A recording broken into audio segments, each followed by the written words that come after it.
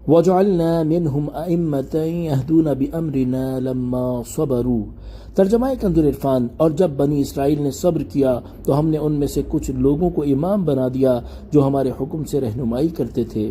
وَكَانُوا بِآيَاتِنَا يُوقِنُونَ، اور وہ ہماری آیتوں پر یقین رکھتے تھے۔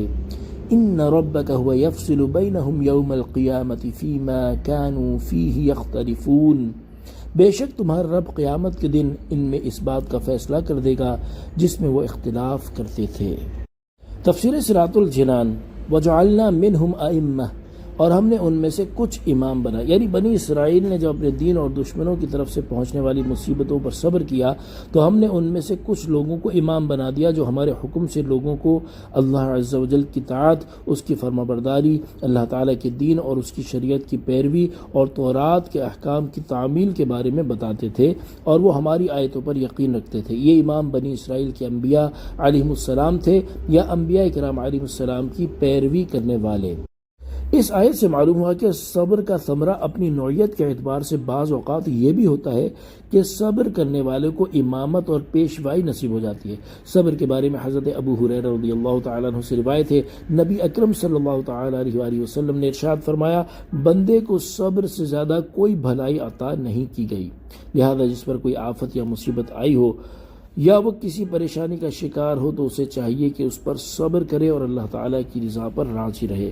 ان ربک هو یفصل بینہم، بے شک تمہارا رب ان میں فیصلہ کر دے گا، یعنی اللہ تعالیٰ قیامت کے دن انبیاء کرام علیہ السلام میں اور ان کی امتوں میں یا مومنین اور مشرکین کے درمیان دینی امور میں سے اس بات کا فیصلہ کر دے گا جس میں وہ اختلاف کرتے تھے، اور حق و باطل والوں کو جدا جدا ممتاز کر دے گا۔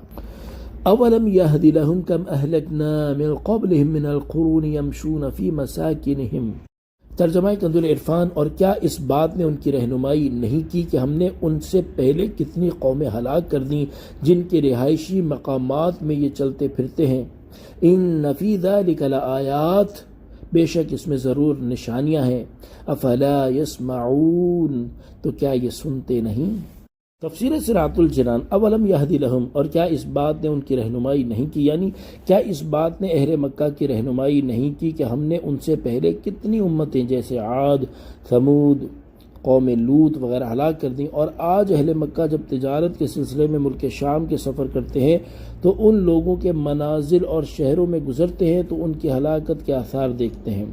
بے شک اس ہلاکت اور اس سے متعلقہ آثار میں ضرور عبرت کی نشانیاں ہیں، تو کیا یہ قرآن کو غور سے نہیں سنتے جو عبرت اور نصیحت حاصل کریں؟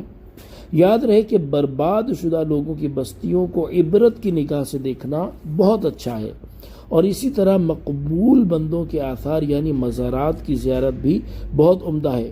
پہلے سے گناہوں کا خوف اور دوسرے سے نیکیوں کی محبت پیدا ہوتی ہے۔ صلو علی الحبیب صلی اللہ تعالی علی محمد صلی اللہ تعالی علیہ وآلہ وسلم۔